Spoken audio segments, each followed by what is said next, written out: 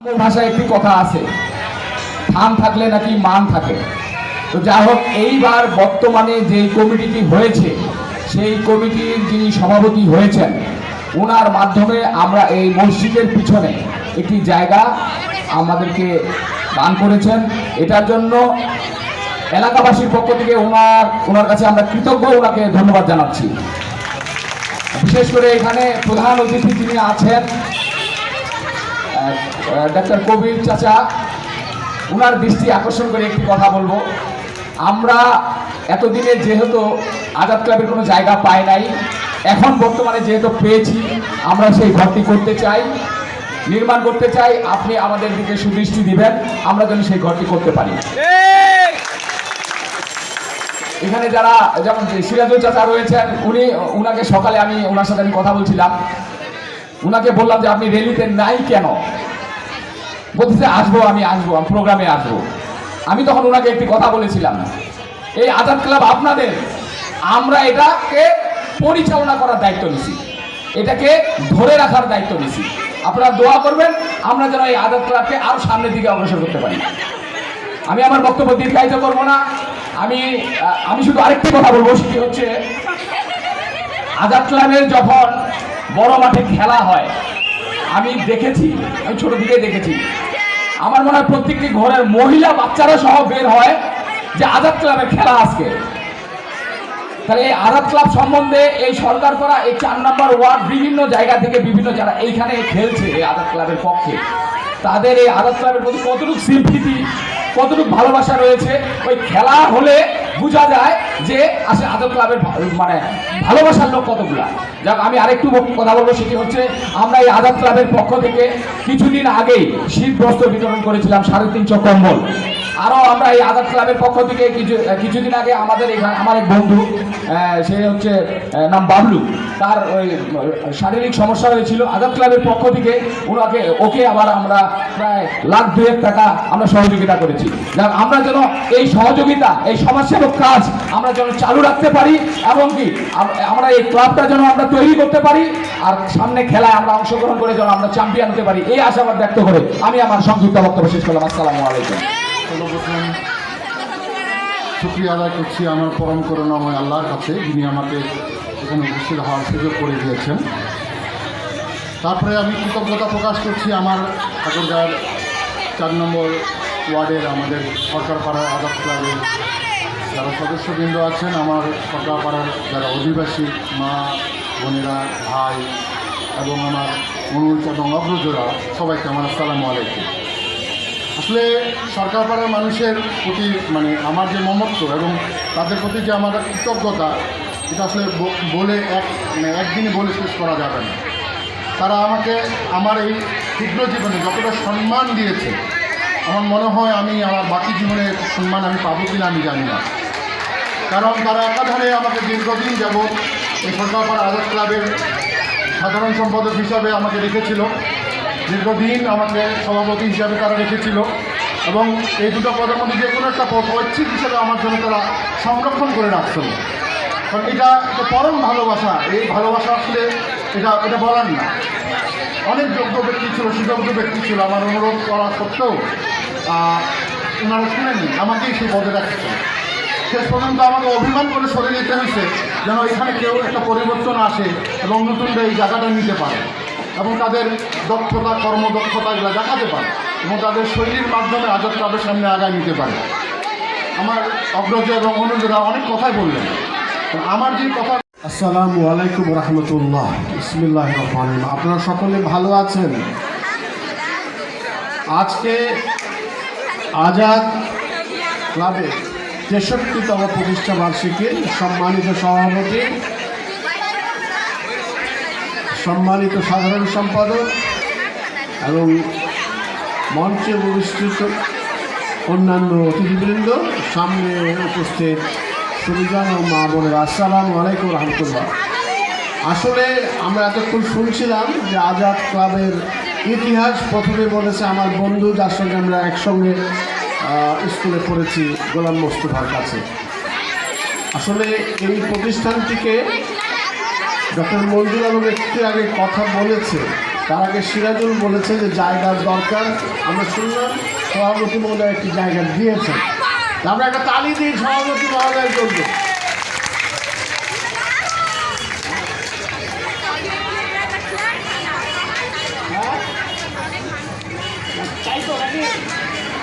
আচ্ছা, এখন এই জায়গাটার সদ্ব্যবহার করার প্রয়োজন।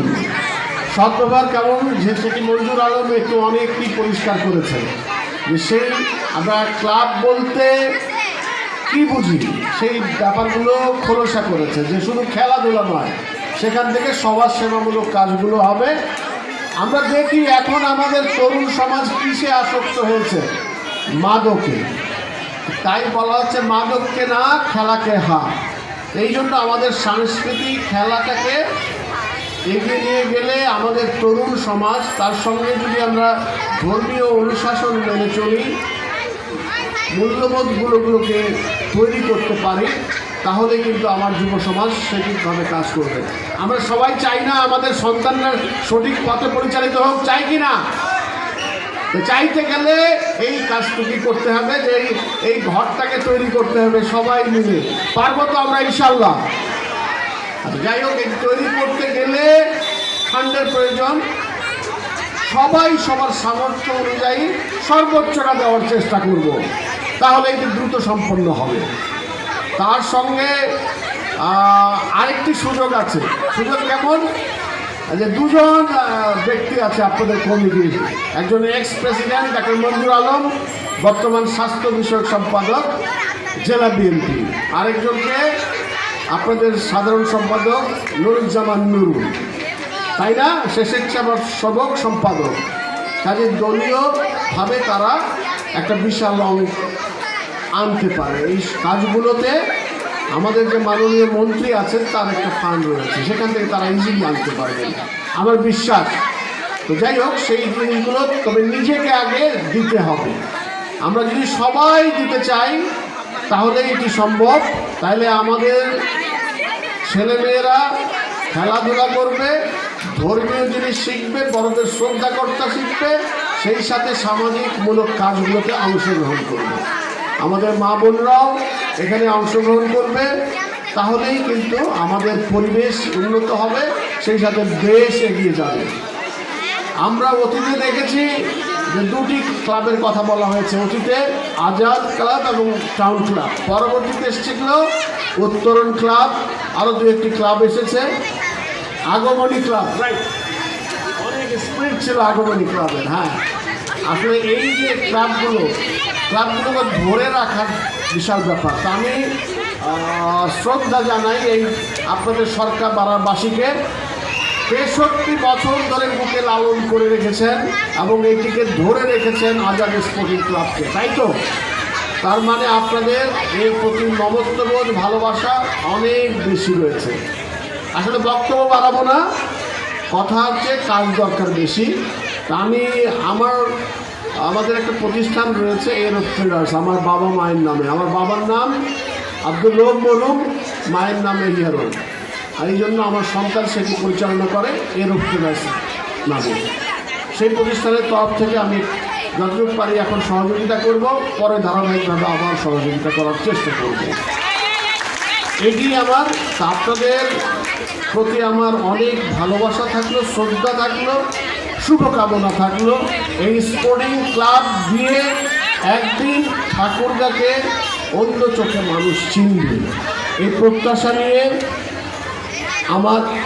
আমার বক্তব্য শেষ করতে চাই। তার আগে আমাদের তরফ থেকে একটু সামান্য আপনাদের সভাপতির হাতে দিয়ে আমি আমার বক্তব্য শেষ করছি। ধন্যবাদ সকলকে। সেই সাথে আমাকে এই অনুষ্ঠানে আসার আমন্ত্রণ জানার জন্য, আসলে আমি ক্ষুদ্র ব্যক্তি, আল্লাহর গোলাম বলে আমি মনে করি, সেজন্য কৃতজ্ঞতা জানিয়ে আমার বক্তব্য শেষ করছি। এবং সেই সাথে আজাদ স্পোর্টিং ক্লাবের উন্নতি এবং আগামী বছর 64 পূর্ণতে একটি পরিপূর্ণ ঘর দেখে যেখানে সজ্জিত থাকবে সব কাজগুলো, এই প্রত্যাশা রেখে আমার বক্তব্য শেষ করছি। ধন্যবাদ সকলকে। আমাদেরকে যে সহযোগিতার হাত বাড়িয়েছেন আমরা সরকার পাড়া এলাকাবাসী, তার জন্য আরেকটি জোরে করতালি দিই। শব্দটা হচ্ছে না আরেকটু জোরে।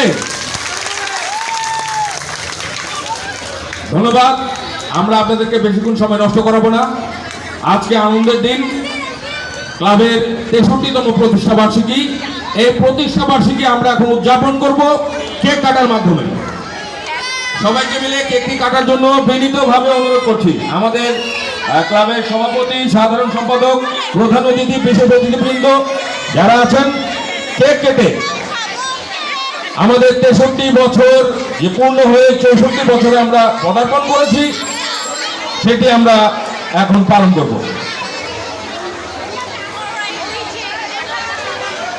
আসেন।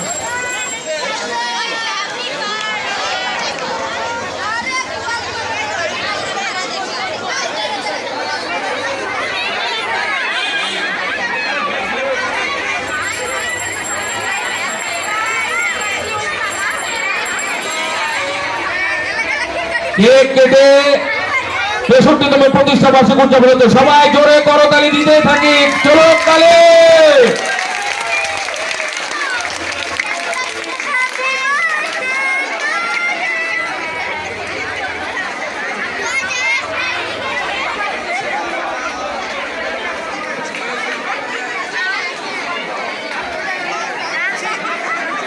কেক কাটার মাধ্যমে আমাদের ক্লাবের 63 বছর পদার্পণ করে পেরিয়ে আমরা 64 বছরে পদার্পণ করলাম।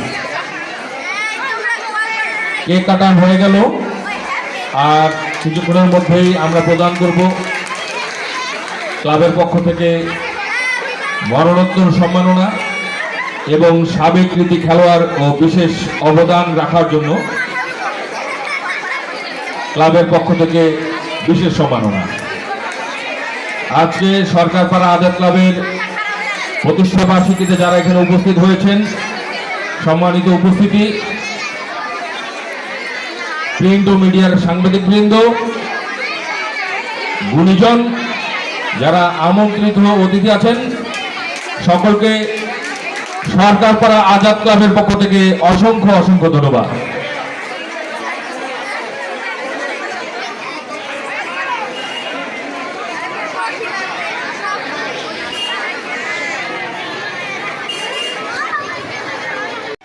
আমি দিচ্ছি। মরণোত্তর সম্মাননা প্রদান করা হবে সরকারপাড়া আজাদ ক্লাবের প্রতিষ্ঠাতা সভাপতি, যারা অক্লান্ত পরিশ্রমে এবং দৃঢ় পরিকল্পনায় সরকারপাড়া আজাদ ক্লাব প্রতিষ্ঠিত হয়েছে, মরহুম আজিম উদ্দিন আহমেদ। তাকে সরকারপাড়া আজাদ ক্লাবের পক্ষ থেকে মরণোত্তর সম্মাননা প্রদান করা হচ্ছে। তার পক্ষে সম্মাননা গ্রহণ করছেন তার সুযোগ্য সন্তান জনাব মোহাম্মদ ইব্রাহিম আলম। ক্লাবের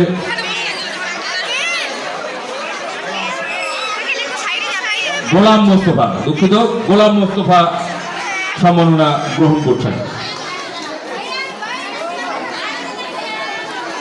এরপরে ক্লাবের পক্ষ থেকে মরণোত্তর সম্মাননা প্রদান করা হচ্ছে ক্লাবের প্রতিষ্ঠাতা সাধারণ সম্পাদক, যার অক্লান্ত পরিশ্রমে সরকারপাড়া আজাদ ক্লাব প্রতিষ্ঠিত হয়েছে, মরহুম মফিজউদ্দিন।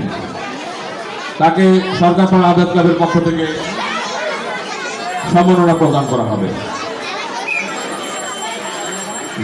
তার পক্ষে সম্মাননা গ্রহণ করার জন্য তার পরিবারের যদি কেউ থেকে থাকেন,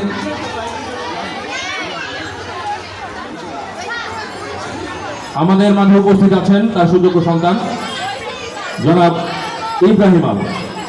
তাকে তার পিতার মরণোত্তর সম্মাননা গ্রহণ করার জন্য বিনীতভাবে অনুরোধ করছি।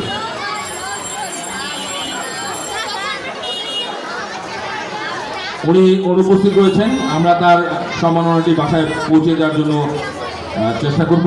এরপরে সাবেক কৃতি খেলোয়াড়, যিনি ক্লাবের পক্ষ থেকে খেলতেন, মরহুম আলহাজ নজরুল ইসলাম, তাকে ক্লাবের পক্ষ থেকে মরণোত্তর সম্মাননা প্রদান করা হচ্ছে।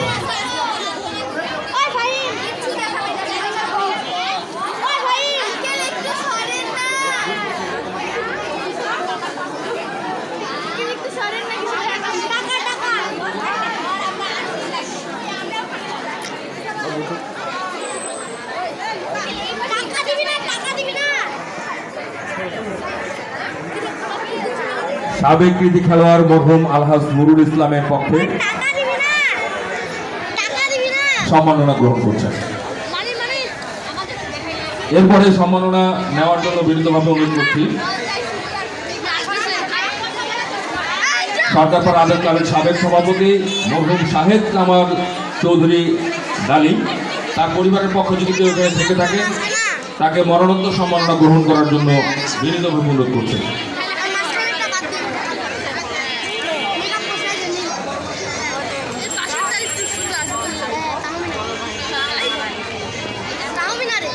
জনাব উজ্জ্বল মরহুম শাহেদ কামাল চৌধুরী ডালিমের ভাগ্নে, তার পক্ষ থেকে সম্মাননাটি গ্রহণ করছেন।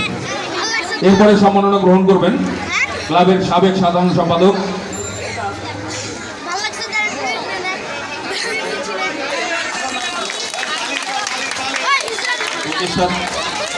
প্রতিষ্ঠাতা সাধারণ সম্পাদক মরহুম মফিজউদ্দিনের পক্ষে তার নাতি সম্মাননাটি গ্রহণ করছেন।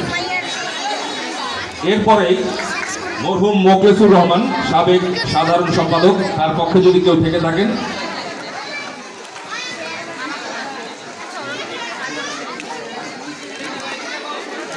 তার সুযোগ্য সন্তান মোহাম্মদ মানিক মোখলেসুর রহমানের পক্ষ থেকে তার সম্মাননা গ্রহণ করবেন।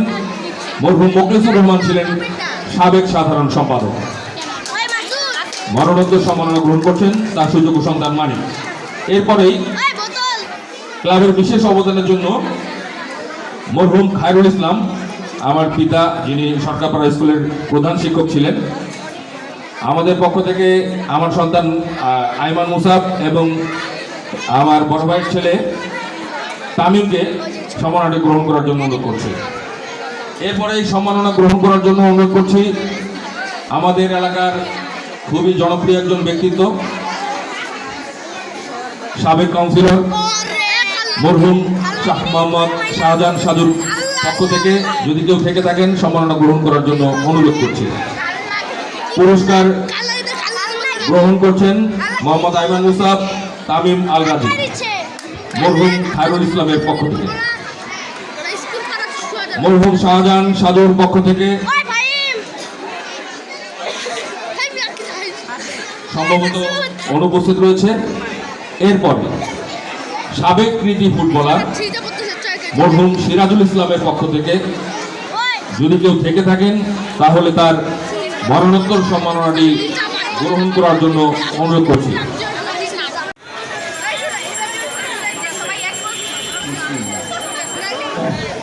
আলহামদুলিল্লাহ আলহামদুলিল্লাহ রব্বিল আলামিন ওয়াসসালাতু ওয়াসসালামু আলা সাইয়্যিদিল মুরসালিন ওয়া আলা আলিহি ওয়া সাহবিহি আজমাইন। সরকারপাড়া আজাদ ক্লাব কর্তৃক আয়োজিত 63তম প্রতিষ্ঠাবার্ষিকী আজকের এই অনুষ্ঠানে সম্মানিত প্রধান অতিথি আমার প্রিয় বর ডাক্তার কবির সাহেব, তিনার অত্যন্ত মূল্যবান সময় লস করে আমাদের এই অনুষ্ঠানে উপস্থিত হয়ে আমাদেরকে আনন্দিত করেছেন। এই জন্য আমি সরকারপাড়া এবং আজাদ ক্লাবের পক্ষ থেকে সর্বাত্মক ধন্যবাদ জ্ঞাপন করছি।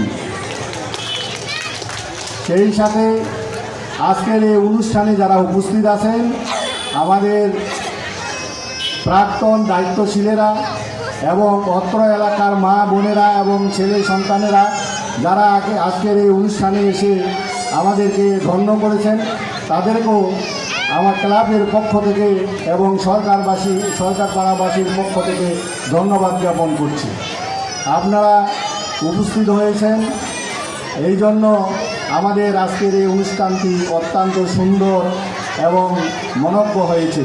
বাকি অনুষ্ঠানগুলোতেও আপনারা থাকবেন আমি আশা করি, এবং আপনাদেরকে আমাদের মেহমানবৃন্দ আমাদের ক্লাবের কর্তৃপক্ষ যে আহ্বান জানিয়েছেন, আমি আশা করব আপনারা এই ক্লাবকে উন্নয়ন করার জন্য সর্বাত্মক সহযোগিতা দান করবেন। আমরা যেন এই ক্লাবকে ভবিষ্যতে একটি আদর্শ ক্লাব হিসেবে গড়ে তুলতে পারি, সেই সাহায্য আপনাদের কাছে চাচ্ছি এবং মহান আল্লাহ তাআলার কাছে এই কামনা করি যেন আমাদেরকে কাঙ্ক্ষিত অবস্থানে আমরা যেন উপস্থিত হতে পারি। আল্লাহ তাআলা আমাদেরকে সেই তৌফিক দান করুন। ওয়া মা তৌফিকি ইল্লা বিল্লাহ। এবং আমি আজকের এই অনুষ্ঠানের এখানে সমাপ্তি ঘোষণা করে আপনাদের সকলকে ধন্যবাদ জানিয়ে আমার বক্তব্য শেষ করছি। আসসালামু আলাইকুম ওয়া রাহমাতুল্লাহ।